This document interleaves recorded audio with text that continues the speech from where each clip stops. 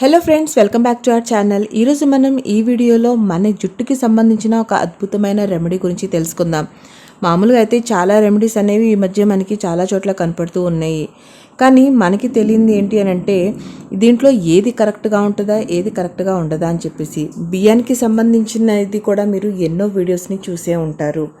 అయితే బియ్యాన్ని మనం ఏ విధంగా ఆ నీటిని కరెక్ట్ ఫామ్లో వాడుకోవాలి, అలాగే ఏ విధంగా మనం దాన్ని పెట్టుకుంటే మనకి మంచి రిజల్ట్ అనేది వస్తుంది చాలామందికి తెలియదు.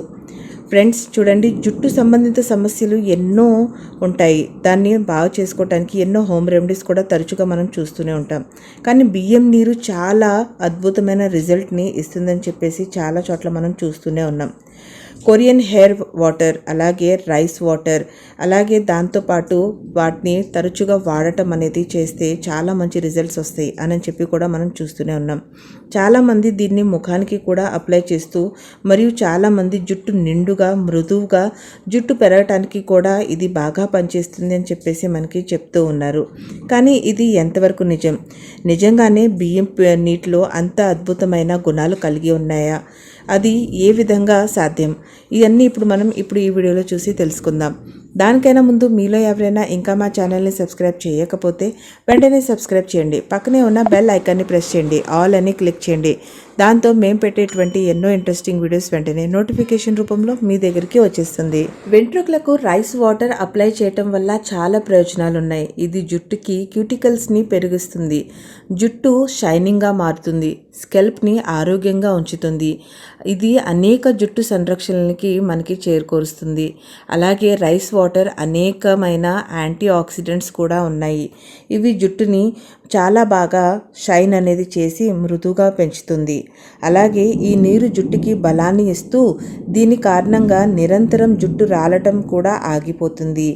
ఇది మనకి ఎంతో మంచిగా హెయిర్ కేర్గా పనిచేస్తుంది.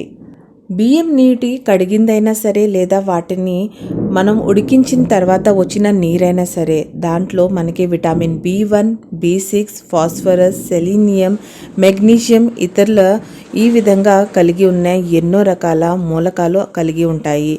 ఇందులో పొటాషియం, అయోడిన్, జింక్, ఫైబర్ కూడా కొంతవరకు ఉంటుంది. ఇది వెంట్రుకల్ని బాగా దృఢంగా ఉంచేలాగా చేస్తుంది. అలాగే ఈ నీటితో మన హెయిర్ ఏదైతే ఉందో అది చాలా బాగా మృదువుగా, ఒత్తుగా, మంచిగా పెరగటం అనేది స్టార్ట్ అవుతుంది. ఫ్రెండ్స్, ఇక్కడ మనం బియ్యంతో తయారైన ఎన్నో రకాల రెమెడీస్ని చూస్తూనే ఉంటాము. ఇది మనకి ఎంతో మంచిగా హెయిర్కి ఏ విధంగా ఉపయోగపడుతుందో, దీంట్లో ఎటువంటి గుణగణాలు కలిగి ఉంటాయి, ఇవన్నీ ఇప్పుడు మనం చూసాం.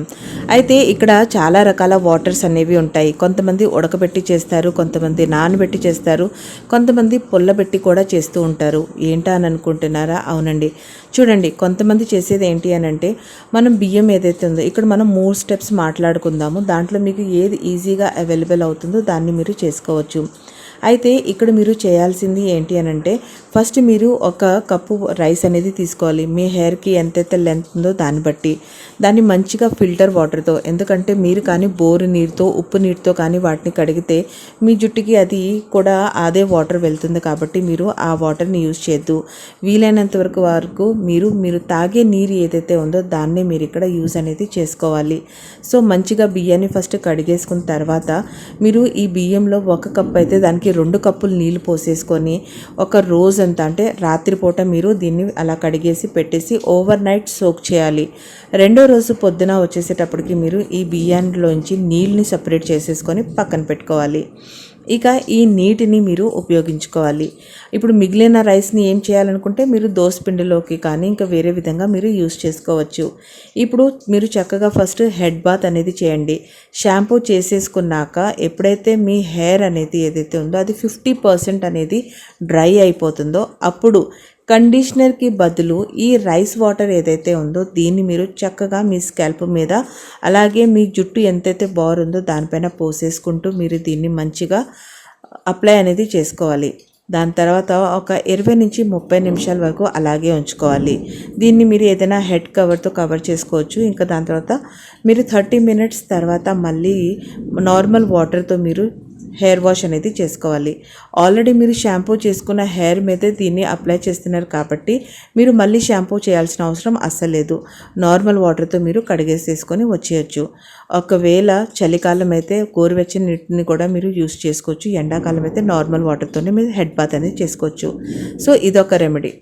ఇంత టైం మా దగ్గర లేదు, అరగంట 20 నిమిషాలు ఉంచుకునేలాగా మా కాడ టైం లేదు అని అనుకుంటే మీరు చేయాల్సిన పని సేమ్ ఒక కప్పుకి మీరు ఎంతైతే రైస్కి మీరు 2 వాటర్ అనేది తీసుకోవాలి. ఇక దాని తర్వాత దాన్ని కూడా మంచిగా వాష్ చేసేసుకొని ఒక 30 to 40 మినిట్స్ దాన్ని పక్కన పెట్టేసుకోండి. ఇక దాని తర్వాత దాంట్లోంచి వచ్చిన వాటర్ ఏదైతే ఉందో దాన్ని సపరేట్ చేసుకొని ఒక గాజు బాటిల్లో స్టోర్ చేయాలి. ఇక దీన్ని ఒక రోజంతా మీరు చీకటి ప్రదేశంలో, అంటే ఎక్కడైతే ఎక్కువగా కాంతి అనేది రావట్లేదో అక్కడ మీరు మూత పెట్టేసేసి దీన్ని పక్కన పెట్టేసేయండి.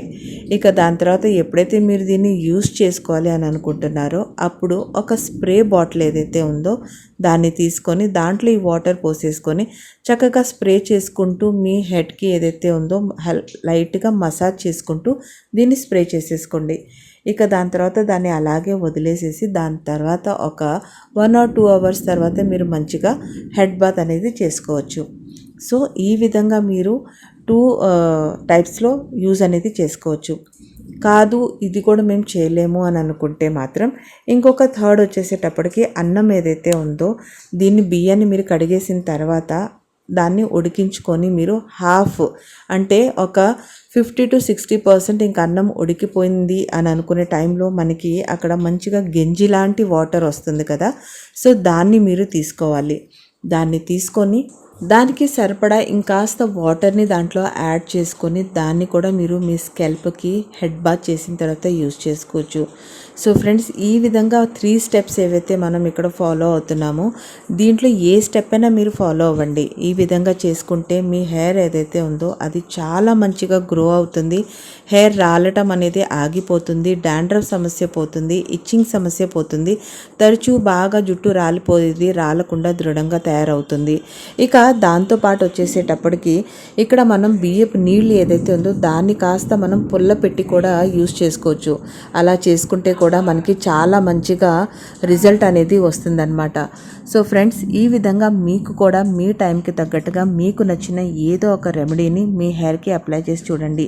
మీరే చూస్తారు కదా, మీ హెయిర్ ఎంతో మంచిగా దృఢంగా, షైనీగా, సిల్కీగా, అలాగే డాండ్రఫ్ ఫ్రీగా అయిపోయి హెయిర్ గ్రోత్ అనేది చాలా బాగా జరుగుతుంది.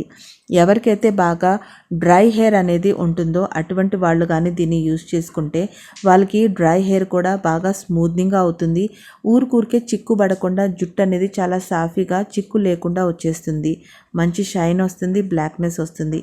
సో మీరు కూడా తప్పకుండా దీన్ని ట్రై చేయండి. మీకు కానీ మా ఈ వీడియో నచ్చినట్లయితే తప్పకుండా లైక్ చేయండి, షేర్ చేయండి, కమెంట్ చేయండి. Thank you so much friends.